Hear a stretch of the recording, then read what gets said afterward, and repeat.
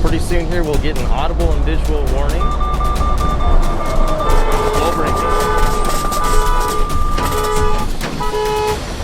Oh boy!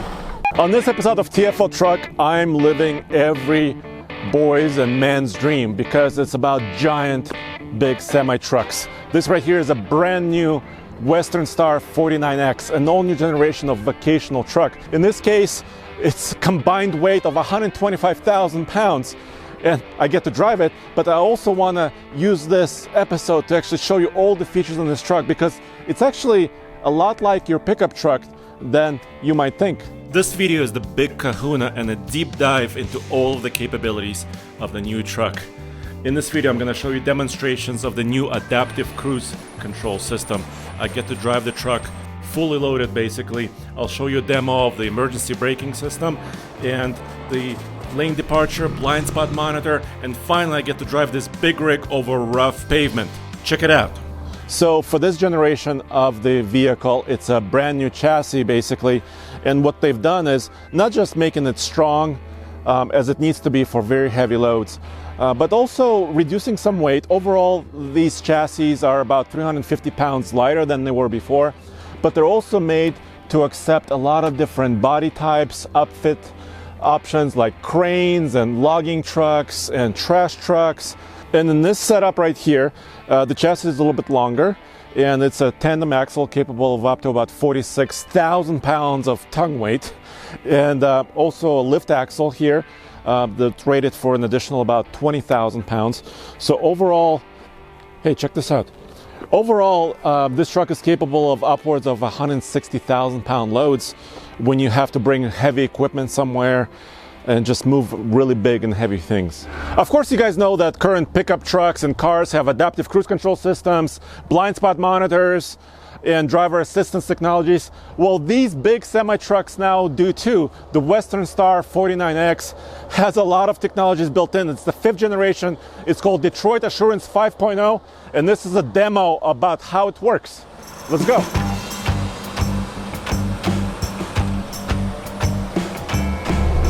All right, Steve, so thank you for demonstrating this system. This is what's called Detroit Assurance 5.0, right? That's correct, Detroit Assurance 5.0. It's our latest active driver assistance system in the 49X. So it's like the 5th generation of that, is that fair to say? Yeah, that's correct. Yeah, Detroit Assurance 5.0. This is the last release of the system. So basically what we're demonstrating now is adaptive cruise control with stop and go, correct? Yeah, correct. Adaptive cruise control all the way down to 0 miles per hour, as you saw there. So you're not using the brake or the gas. We're set in cruise right now, and we're just going to follow at a safe following distance to the vehicle in front of us. Can you adjust the distance a little bit as a driver? It is adjustable, yeah. The driver can adjust that following distance from 3.6 seconds to 2.4 second following distance. Okay.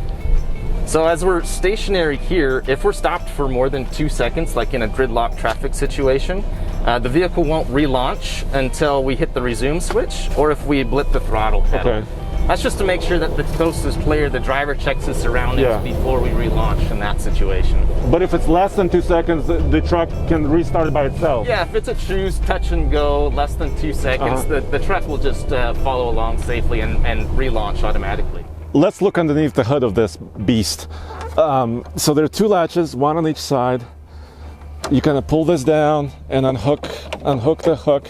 You have to do it on both sides, and then you go to the front. And you kind of have to reach in here and open this giant hood, but actually it's assisted. So it's actually not as heavy as you might expect. And now it reveals, in this particular truck, it reveals this, the DD16, Detroit Diesel 16-liter engine. This is giant monster, 600 horsepower and up to 2,050 pound-feet of torque. And it's made it to a newer transmission, DT12V. It's 12-speed automated manual. Just look at all of these components. I mean, yes, a lot of one-ton dualies have diesel engines, straight 6s, in fact, with Ram, V8s with Ford and GM. But It's nothing like this. This is a giant displacement engine, and it has so many gears behind it. This truck also has a secondary transmission, kind of like a transfer case would be, but it's a second transmission that kind of helps you select more gearing for really heavy loads. With the hood all the way open, the radiator remains in place, the hood is open, and there's an automated latch system. So when you open it, it enables automatically by itself, and then you have to click it down so you can lower the hood back and latch it and then get going. That's pretty easy. It's got safety straps, struts. Tuck that in. Latch tightening down. Boom, the hood is in place.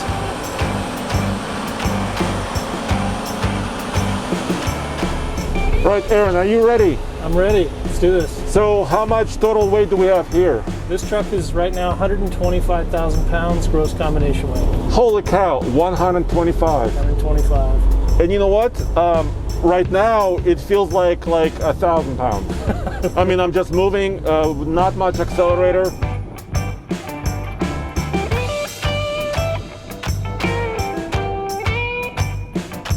So one thing I'm noticing is that how easy this transmission it is to actually drive with. Yep. I'm in 12th gear, I'm at about 45 miles an hour.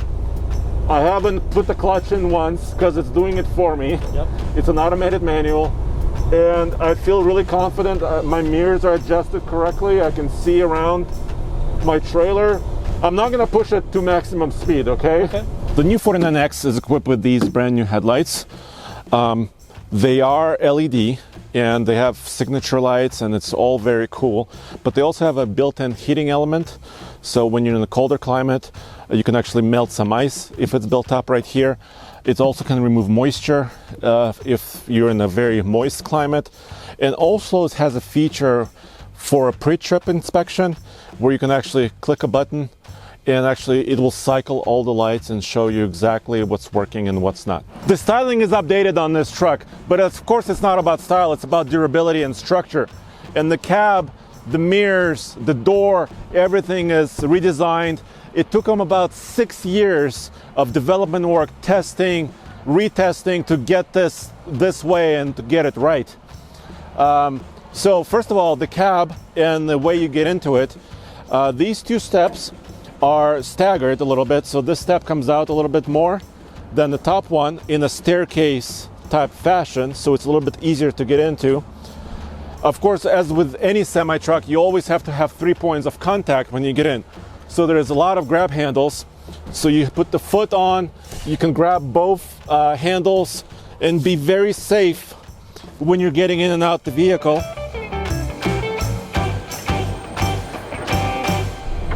We'll do the next piece is a full braking on a stationary target here. Okay. So there's a vehicle ahead of us, which is a foam target, basically. It looks like a car, like a little hatchback. And we're going to approach it at what speed approximately? Probably about 40 miles per hour. Okay. We might get up to 45 if we have enough space here. Okay. And really what the system is going to do, I'm going to be driving on the throttle pedal the whole time. And, it's going to mimic like if the driver wasn't paying attention. And if there was a traffic jam ahead of him, the system is going to give the driver at least 2 seconds of audible and visual warning as we approach on that zone of no return. Basically, if we don't do anything at that point, we need to come to a full braking in order to mitigate that situation as best as possible. Okay. So we'll just take a run at it here, and I'll kind of narrate as we go along. Get up to speed as quickly as we can here, hopefully about 40-45 miles per hour. And this is active brake assist, full braking on a stationary target. There it is, I see it, it's yellow. It's yellow, it's coming. So we're approaching about 40 miles per hour. Yeah, right about now. 40, yeah. Yep. Pretty soon here we'll get an audible and visual warning.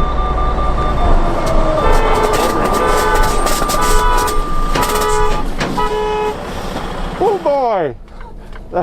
Okay, so we touched the car, but I could hear, so first of all, audible warning. I could feel ABS kick in, actually, the truck trying to stop. Yep, exactly. The guys at Western Sash say, well, first of all, they spent a long time tuning this mirror to remove vibrations, but also it's very strong. I gained some weight recently, but I'm still under 300 pounds, and I can actually, I can hang on this mirror, so it's very strong. And also what's very strong is the actual door. And actually the pocket in here is also very thick and strong. So if you're climbing in and if you're kind of falling down, you can get support from the door. So once again, everything has been thought out and everything has a purpose. And just to prove this point, I can also use this to hang on the door. There you go.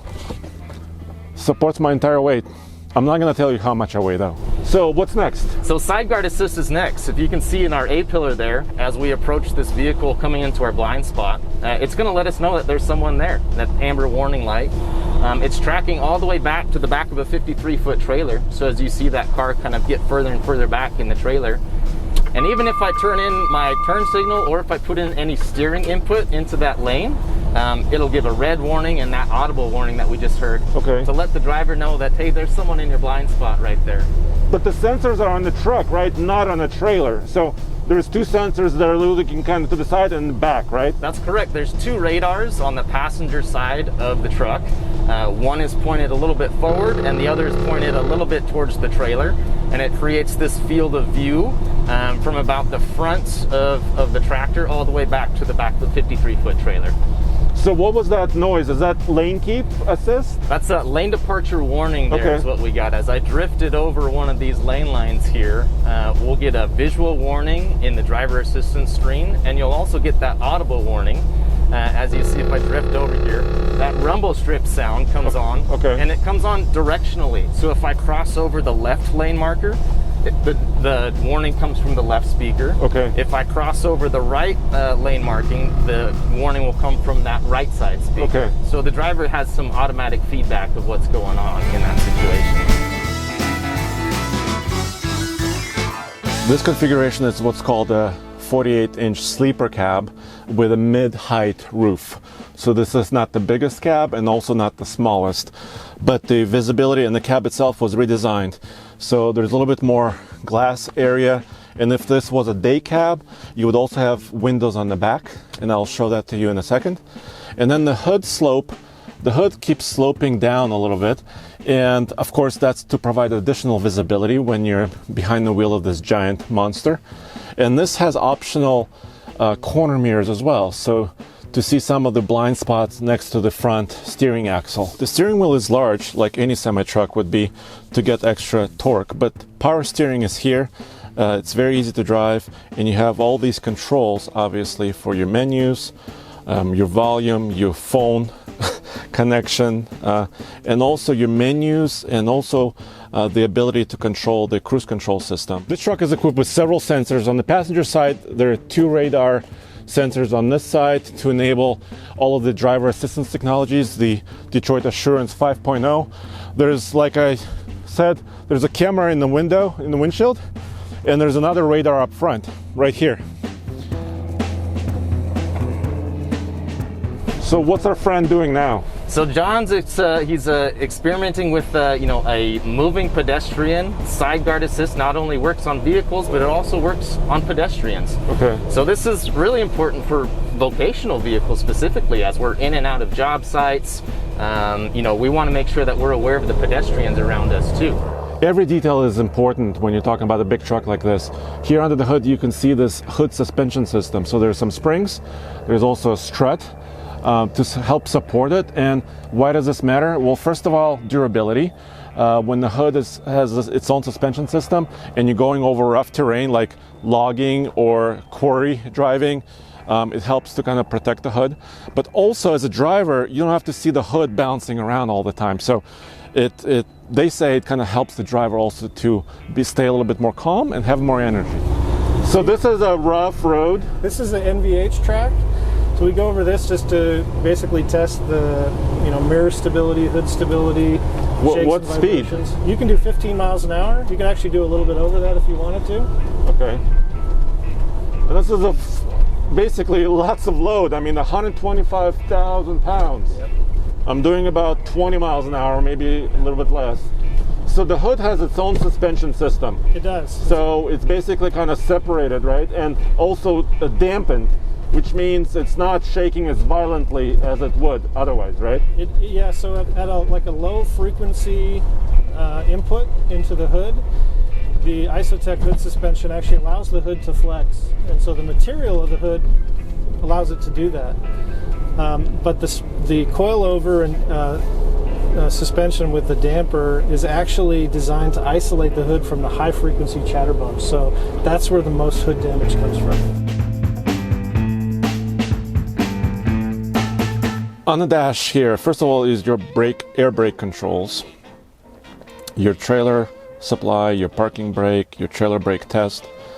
Then you have your axle controls on this side. There's so many controls here. I need help to tell you exactly what they do. Yeah, so this is the trailer brake. So it's an analog handle, so you can operate just the brakes on the trailer. It's used for a bunch of different purposes. One thing is to make sure that your trailer is actually engaged. But in some emergency situations, you can use it to actually straighten out the truck if you're in kind of a jackknife situation. In terms of switches, the switch design, first thing you notice is that they're all spaced out. That's so that you can operate the toggle with gloved hands. And they all have switch guards, so these individual spacers here so that you don't accidentally engage something you didn't mean to. I do want to show you real quick the cool thing about the switch packs themselves. If you ever want to replace anything, you can actually pop out these two outer pieces. The entire switch bank will come out. You can pop in new switches, move switches around as you want to, and it's just as simple as pushing that back in and then re-engaging those locks on the outside. These are all the light controls for the cab and also for the sleeper. First here this is automatic traction control. This is the disable switch. This is the hill start aid switch to turn that off if you wanted to. This one's lane departure warning off. So if you click that, that's a 15-minute timer that turns that off. And then over on the right-hand side here, first thing we've got, this is rear PTO on the DT12. This is your side PTO. The transmission's equipped with 2 PTOs. This is a regen, so after treatment regen, that's a off if you want to delay that. This is a manual engine fan engage. And then you've got the automatic idle shutdown override. So this is a tandem axle truck. So this is the first one here. This is the inter-axle lock switch. So this locks the front and rear axles together. This switch here is your side-to-side diff lock. So this one switch controls diff lock for both the front and rear axle. This one here is the lift axle. This truck is heavy haul. It's equipped with a lift axle, so that's your switch to put that up and down. Suspension dump valve, because this has an air suspension, and then you've got the fifth wheel lock here to slide the fifth wheel. So unfortunately you can't see it on this truck, but underneath here we do have the quick fit dash access, like it's a connector pass through. If you didn't have this CB mount here, there's a plug on the top of the dash. You can take that out, and then if you do want to install a telematics device like on this RAM mount here, you can run your wiring into the dash, and there's a connector called an RP1226. It's got all your CAN, power, ground, everything you need to hook up a telematics device in the dash. And then this panel here, this is the flex plate we call it. You can get it with up to 10 optional gauges. You can get actually 24 optional switches on this, or you can get it blank to add whatever device you want. You can put a telematics device on there. You can put your own, screen on it. So we really left that open for the customer, the bodybuilder, and the dealer to install equipment really as needed. All right, my buddy Aaron is going to move the truck out of here. And I hope now you can tell that this truck has all the comfort features and all the safety features of a modern pickup truck. And that's very cool. And the price of one of these puppies is around $150,000 or maybe a little bit north of that. Aaron, give me some. Nice. And as always, go back to tfltruck.com for all the news, views, and real world big truck reviews.